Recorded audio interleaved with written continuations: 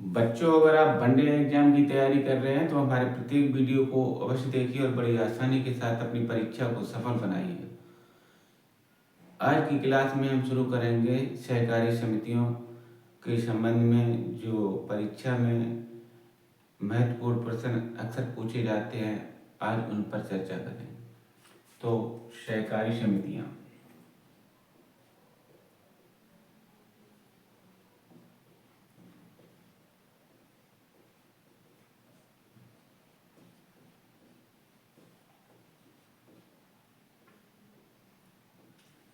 सहकारी समितियों पर चर्चा करने से पूर्व सहकारी शब्द का अर्थ समझ लेना अति आवश्यक है।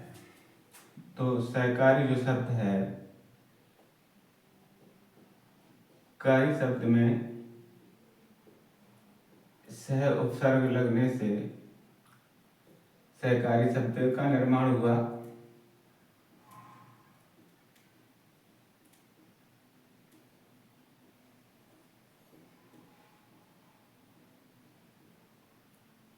सहकारी या सहकारी बात एक ही है।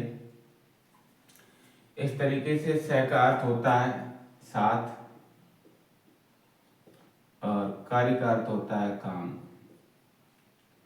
तो ऐसे व्यक्तियों का संघ या संगठन जो साथ मिलकर एक जैसा ही कार्य कर रहे हैं, एक समान कार्य करने वाले लोगों या व्यक्तियों के समूह या संगठन को हम सहकारी नाम से जानते हैं। तो इस तरीके से हमने सहकारी के अर्थ को अच्छी तरीके से समझा। अब जो परीक्षा में अक्सर प्रश्न पूछे जाने वाले पूछ लेता है कि भारत में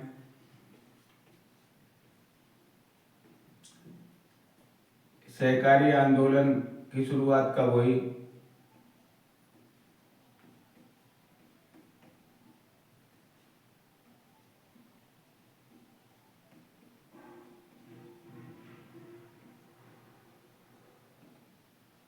तो भारत में जो सहकारी आंदोलन की शुरुआत 1904 में हुई। 1904 में सहकारी आंदोलन शुरू हुआ। अब कभी कभार पूछ देता है कि सहकारी आंदोलन के जनक कौन थे।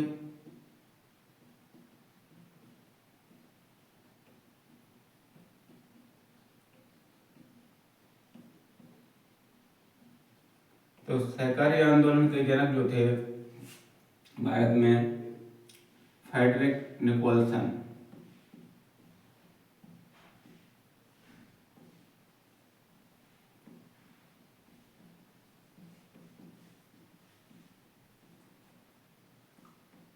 फ्रेडरिक निकोलसन जो थे वो सहकारी आंदोलन के जनक थे।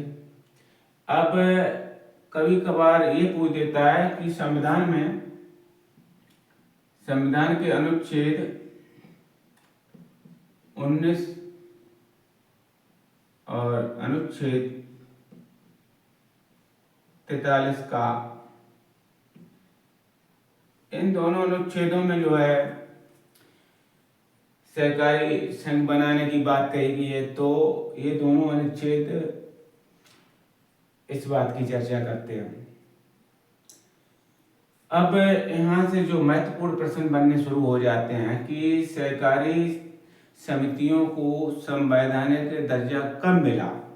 तो सहकारी समितियों को संवैधानिक दर्जा मिलने के संबंध में हम अनुच्छेद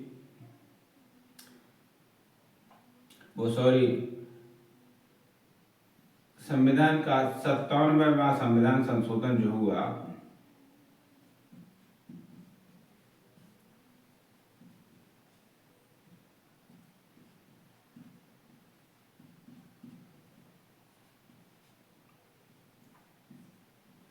तो 97वां जो संविधान संशोधन हुआ उसके तहत जो सहकारी समितियों को संवैधानिक दर्जा प्राप्त हुआ।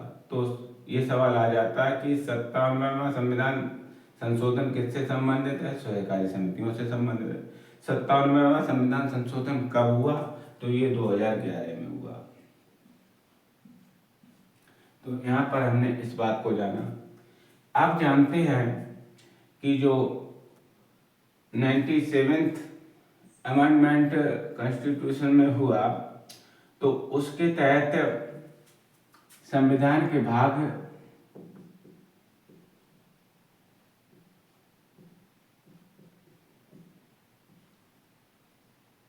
9 जोड़ा गया, और 9 के अंतर्गत जो है अनुच्छेद जो 243 ZH से लेकर 243 ZT तक अनुच्छेदों को रखा गया। कुल मिलाकर 13 अनुच्छेदों को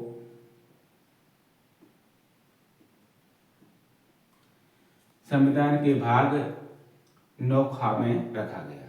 तो इस तरीके से हमने सहकारी समितियों को संवैधानिक दर्जा प्राप्त होने तक जो प्रक्रिया हुई उसको हमने जाना।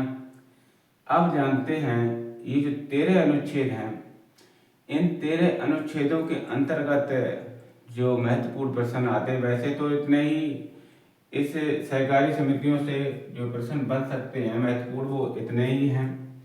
फिर भी एक दो प्रश्न और निकलता है, जैसे इनके कार्यकाल की बात आ जाती है तो निदेशक और जो सदस्यों का कार्यकाल है वो 5 वर्ष का होता है।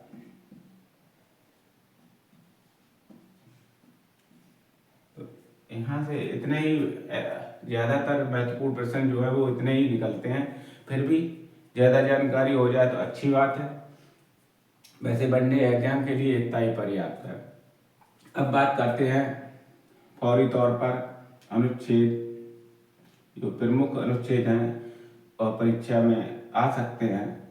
परीक्षा में तो कुछ भी आ सकता है, लेकिन ज़्यादातर यही पूछता, वनडे एग्जाम जो है इससे ज़्यादा नहीं जाता है। 243 ZH, तो 243 ZH के तहत जो है परिभाषाएं हैं किसकी, सहकारी समितियों की।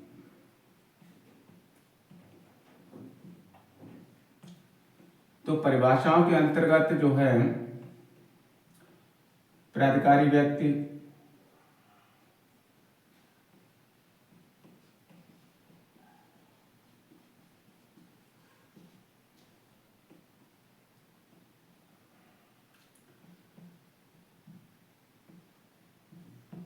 बोर्ड या निदेशक बोर्ड जिस नाम से भी जाना जाता है,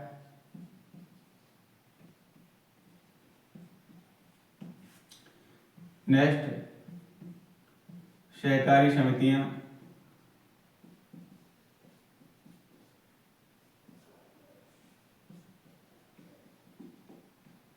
नेक्स्ट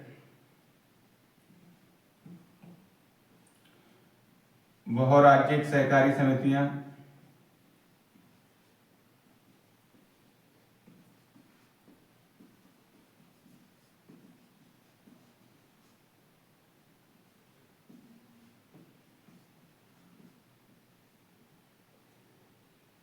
नेक्स्ट पदधारक,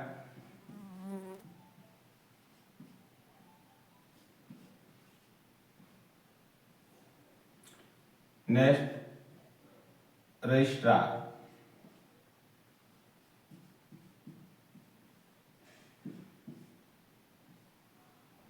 तो इनको परिभाषित किया गया है। ये व्यक्ति और जो संबंधित समितियां हैं उनको संविधान के अनुच्छेद 243 ZH के तहत परिभाषित किया गया है। तो यहाँ पर जो मुख्य बातें हैं, पदधारक के अंतर्गत जो है अध्यक्ष, सभापति, उपसभापति और सचिव लोग आ जाते हैं। इसी तरीके से रजिस्ट्रार के अंतर्गत जो राज्य विधानमंडल के द्वारा जो नियुक्ति कुल सचिव को होती है वो, और जो केंद्रीय सरकार द्वारा कुल सचिव की नियुक्ति होती है वो रजिस्ट्रार के अंतर्गत आ जाते हैं। इसी तरीके से जो प्राधिकारी, जो अधिकारों को रखने वाला व्यक्ति और जो निदेशक हैं वो, और सहकारी समितियां और वो सहकारी समितियों, ये भी सहकारी समितियां जो है राज्य विधानमंडल द्वारा, और राज्य की सहकारी समितियां ये संसद द्वारा, केंद्रीय सरकार द्वारा। अब बात करते हैं अनुच्छेद 243 जेड आई की।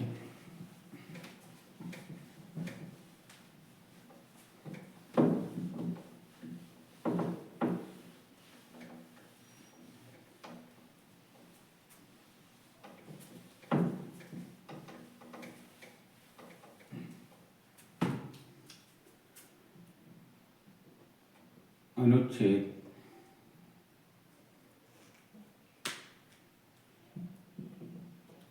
243 जेड आई।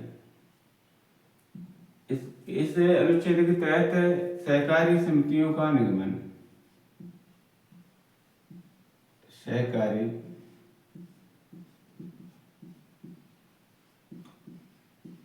समितियों का निगमन जो राज्य विधानमंडल है वो सहकारी समितियों को निगमित भी कर सकता है। इसके लिए विनियम भी बना सकता है और विधि द्वारा ये जो है नियमों को समाप्त भी कर सकता है। तो इस तरीके से अनुच्छेद 243 के अंतर्गत ये बातें आती हैं। 243 जेड आई के अंतर्गत ये बातें आती हैं। अब बात करते हैं अनुच्छेद 243 जेड जे के तहत। तो अनुच्छेद 2 सहकारी समितियों के पदधारक और सदस्य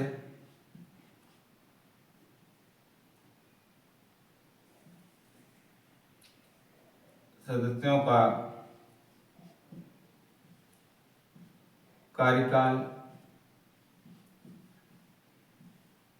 और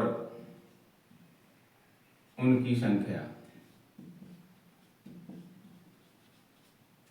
तो ये यहाँ पर दो चीजें मुख्य हैं, जो पदधारक हैं और जो सदस्य हैं उनकी कितनी संख्या हो और उनका कितना कार्यकाल। तो कार्यकाल के जो है अध्यक्ष उपाध्यक्ष का कार्यकाल और सदस्यों का कार्यकाल जो है वो 5 वर्ष का है।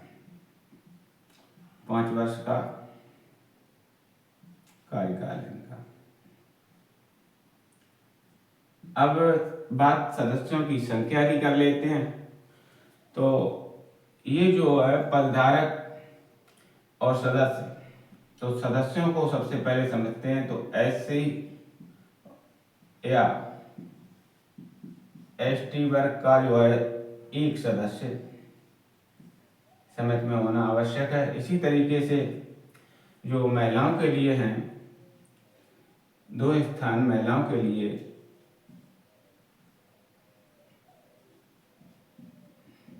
होने आवश्यक है। तो इसी तरीके से जो समितियों में सदस्यों की संख्या के बारे में हमने जाना, और जो निदेशक हैं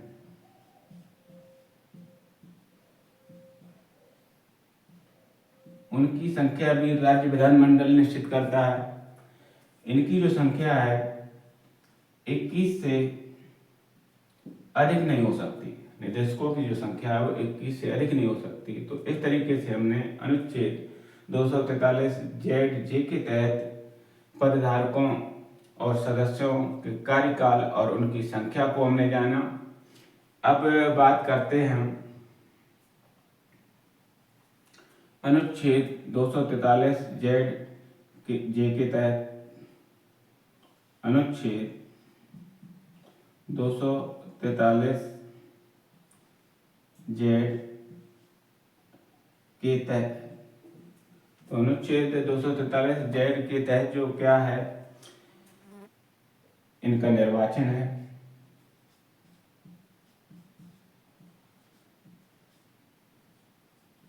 सहकारी समितियों के सदस्यों और जो पदाधिकारी हैं उनके निर्वाचन की बात अनुच्छेद 243 जेड के अंतर्गत कही गई है। तो इनका निर्वाचन है, जो भी प्राधिकारी है वो 5 वर्ष जो इसकी अवधि है उससे पूर्व भी कराएगा।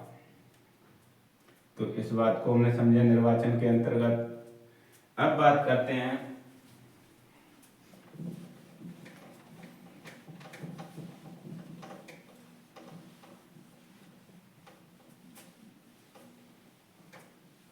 अनुच्छेद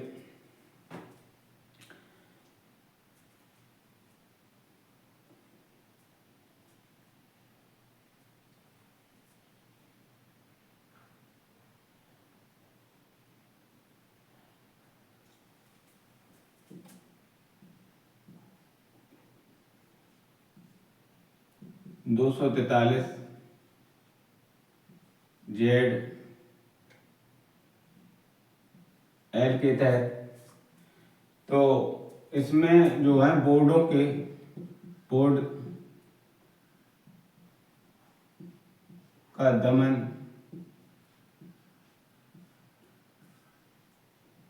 और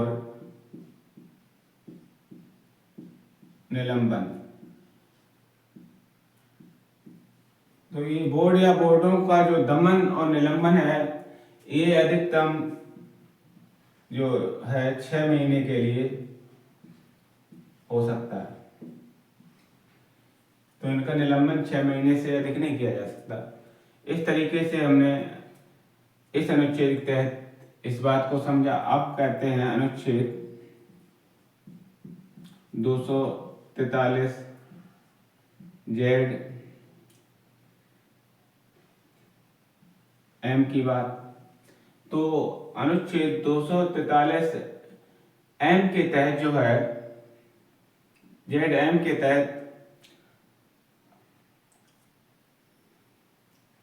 सहकारी समितियों का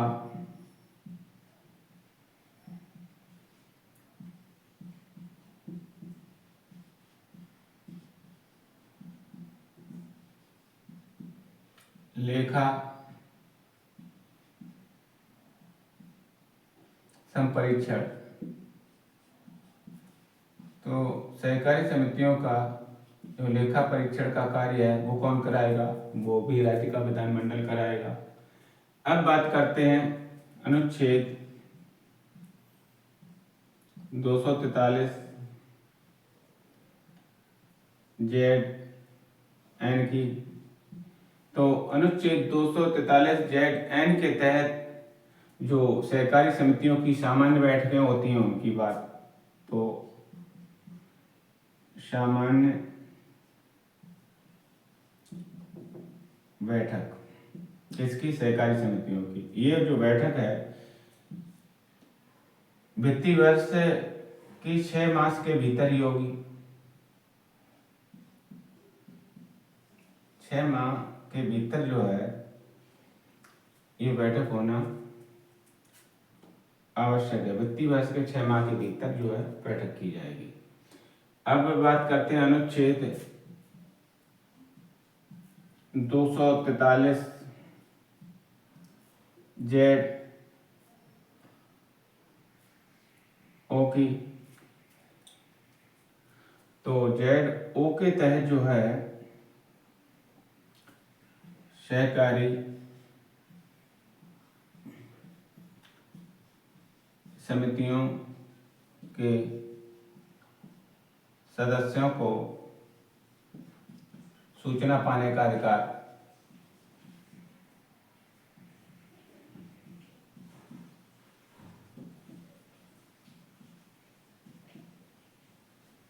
तो सहकारी समितियों को जो लेखे हैं और दस्तावेज हैं उनकी सूचना उनको पाने का पूरा अधिकार है। कोई इनको इस बात से रोक नहीं सकता है। तो इस तरीके से जो सहकारी समितियों के सदस्यों को ये अधिकार मिला है वो 243 अनुच्छेद जेड ओ के तहत मिला है। अब बात करते हैं अनुच्छेद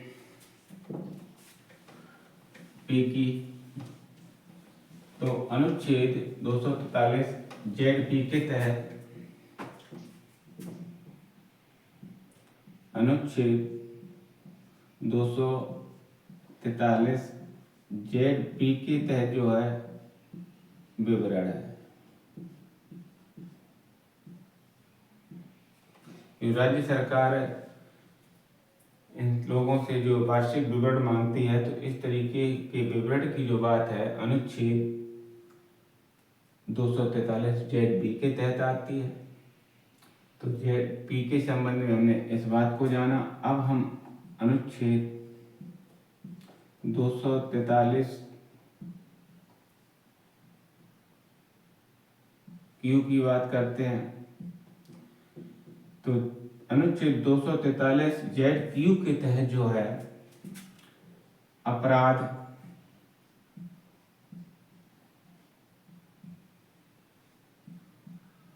एवं दंड या जुर्माना।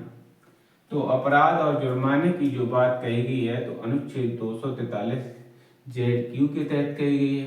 किस तरीके का अपराध? जब कोई सदस्य या कोई जो निदेशक है इस तरीके की गड़बड़ी करता है कि जो संबंधित सूचना है वो सही तरीके से अपने प्राधिकारी को नहीं देता है, तो इस हेतु जो है राज्य विधानमंडल ने इनके खिलाफ दंड और अपराध की व्यवस्था की है। तो यहाँ पर हमने इस बात को जाना। अब बात करते हैं अनुच्छेद 243 जेड आर की। तो जेड आर के तहत जो है बहुराज्यिक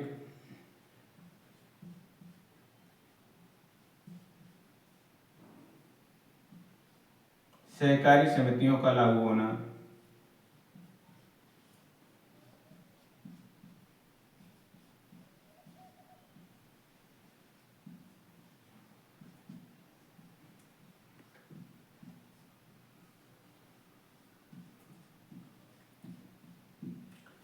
तो बहुराज्यिक सहकारी समितियों के अंतर्गत जो है जो केंद्र सरकार इस प्रकार की समितियों का गठन करती है।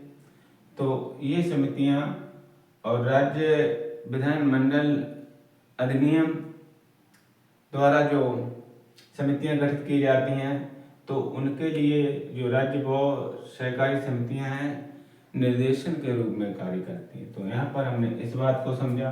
अब बात करते हैं अनुच्छेद 243 जेड एस की। तो जेड एस के तहत जो है सहकारी समितियों का संघ राज्य क्षेत्रों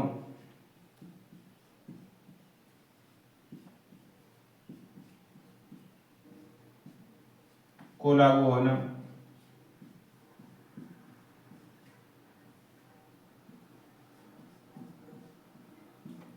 जो सहकारी समितियों के उपबंध हैं वो संघ राज्य क्षेत्रों पर भी लागू होंगे। अब यहाँ पर दो बातें आ जाती हैं। संघ राज्य क्षेत्रों के अंतर्गत ऐसे संघ राज्य क्षेत्र जहाँ पर विधानमंडल की व्यवस्था है, जैसे दिल्ली और पांडिचेरी इस तरीके से, तो वहाँ पर जो है राज्य का विधानमंडल इन उपबंधों को लागू करेगा और वो उनका क्रियान्वयन जो है राज्यपाल कराएंगे। वहाँ के जो प्रशासक होते हैं उपराज्यपाल वो कराएंगे। अब इसी तरीके से जिस संघ शासित प्रदेश या क्षेत्र में जहाँ विधानमंडल नहीं है, तो वहाँ पर इन ऐसे उपबंधों को सहकारी समितियों से संबंधित जो उपबंध है उनको लागू करने का काम राष्ट्रपति महोदय अधिपत्र द्वारा करेंगे। तो यहाँ पर हमने इन बातों को जाना। अब बात करते हैं जो अनुच्छेद 243 जेड टी के तहत। तो अनुच्छेद 243 जेड टी के तहत है विद्यमान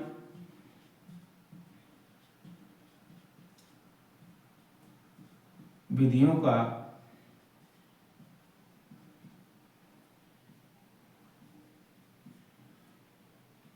बना रहना।